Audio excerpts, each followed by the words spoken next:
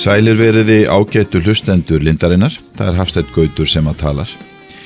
Þannig að Lindin hefur boðið fulltrúum allra flokkana sem bjóða fram í alþingiskosningunum 29. október í stutt viðtal hingað á Lindina upp á Krókháls og hver fulltrúi fær tækifæri til að útskýra og fjalla afstöðu síns flokks til lykilatriða sem snerta kristna trú og eða trúmál almennt.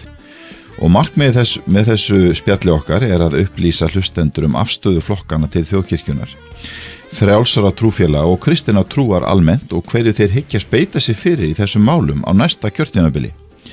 Og til mín hingað í hljóðver Lindarinnar komin hann Vésteinn Valgarðsson. Sæll vertu Vésteinn. Sæll. Og velkomin í okkar hús og húsakynni. Takk fyrir. Þú hefur vantanlega aldrei komið hingað í Krókhálsinn áður. Ég hef aldrei komið hingað áður. Ég þurfti aðeins að leita að innganginum. Já. En ég fann hann. Þú fannst hann og svo bara beint upp á aðra hæð.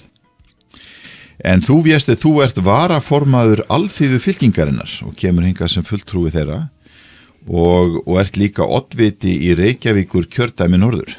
Já, það passar. Þannig að það nóg að gera núna í aðdraganda kosningana.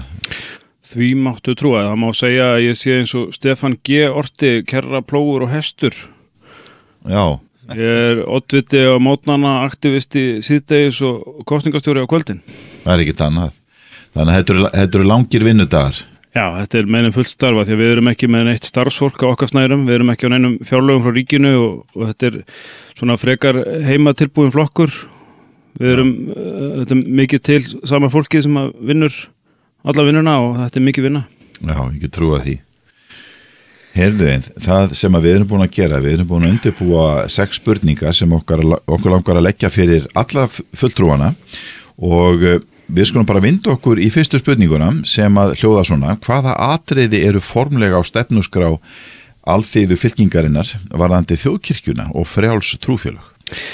Okkar stefna varðandi trúfélög í rauninni mjög einföld.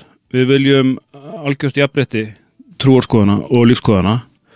Við viljum að þau félög sem að starfa í kringum trúarskoðanir og lífskoðanir sitji við sama borð og við teljum það vera einu leiðina til að hafa raunverulegt trúfrelsi í landinu að hér sé ekki mismunað á neinn hátt eftir trúarskoðunum eða öðrum lífskoðunum.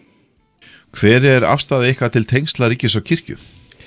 Við ákváðum að hafa ekki beina stefnu aðskilnað eða ekki aðskilnað í stefnuskráni okkar einfaldlega vegna þess að það sýnist sitt hverjum það og okkur finnst það ekki vera svo afgerandi mál fyrir okkar málstað að þetta vera frágangsök fyrir neitt. En sem ég segi þá viljum við hafa algjört trúfrelsi, algjöran jöfnuð lífskoðana, algjört jafnrétti. Það síðan túlkunar atriði í rauninni hvers og eins hvað það þýðir fyrir ríki og kirkju. Ég get hins að sagt það fyrir sjálfa mig að ég myndi vilja aðskilja ríki og kirkju algjörlega. Ok, en það semst ekki komið formlega á stefnuskrá hjá Alþýðu fylkingunni? Ef að til þess kæmi, ef við ættum fólk á alþingi og það kemur til atkvæðagreiðslu þá væri hver bundin bara sinni samfæringu, sinni eigin samvinsku.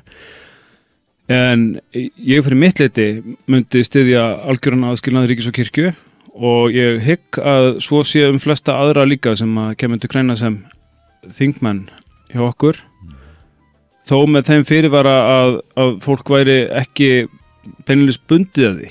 Nei, ok. Þá það þriðja spurningin. Teljið þið ástæðu til að fjalla trú eða trúmál í stjórnarskrá? Farið svo að henni verið breytt og ef svo að hvaða leyti? Stjórnarskráin á að tryggja trúfrelsi og hún á að tryggja að það sé engum mismunað vegna trúarskoðana sinna.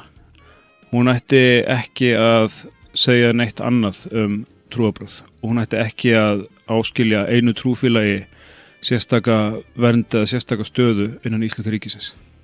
Sumir telja gildismat kristinna trúar hornsteinin í íslensku þjóðfélagi, aðrir telja kristna trú úrelta og óviðeigandi. Hver afstaða Alþýðu fylkingarinnar til þessa?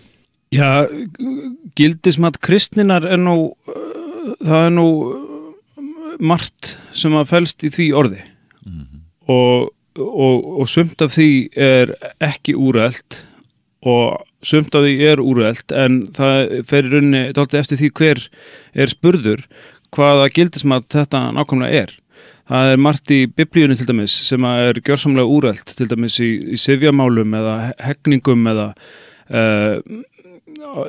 viðhorfum til samkynhneigðra eða kvenna. En svo annað sem auðvitað bara sammannlegt og heldur alltaf gildi sínu. Þannig að ef að fólk til dæmis aðhyllist og stundar samúð með náunganum, þá heldur það alltaf gildi sínu, sama hvort það gert í nafni kristinnar trúar eða af einhverjum öðrum ástæðum. Hversu mikið telið þið að stjórnmálin ættu að fjalla trúmál almennt? Í rauninni mjög lítið, ég vel ekki neitt. Ég til dæmis tel ekki að stjórnmál að hið opinbera ætti að skaffa trúfélögum nein sérkjör á lóðum undir trúarbyggingar eða fella niður gatnagerðargjöld eða holræsagjöld, heldur ættu trúfélög að sitja við sama borð og önnur bara áhugamannafélög, og stjórnmál ættu sem minnst að skipta sér af trúmálum og trúmál ættu sem minnst að skipta sér af stjórnmálum. Okay.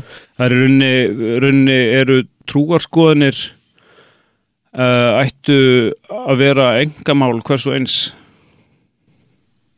Þannig að ég heyri á máliðinu að þú hallast frekar að því að afskiptin séu sem minnst milli ríkis annars vegar og trúfélag og þjóðkirkju hins vegar. Já. Að hafa skilin þarna á milli sem mest og afskiptin sem minnst í rauninni, stjórnvaldslega séð. Já, það verið hægt að segja það. Þá það síðasta spurningin, svo 7. í röðinni.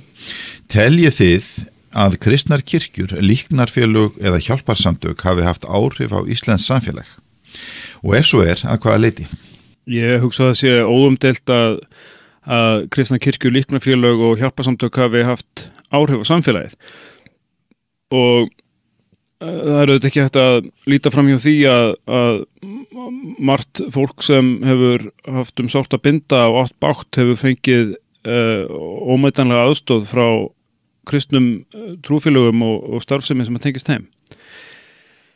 En ef hortið til framtíðarinnar þá hygg ég að þetta hlutverk að styðja þá sem að standa höllum fæti í þjóðfélaginu, það ætti hið opinbera að annast og annast það nógu dyggilega og vandlega til þess að í rauninni það eigi engin neitt sérstaklega bátt í þjóðfélaginu. Þannig myndi ég vilja gera það.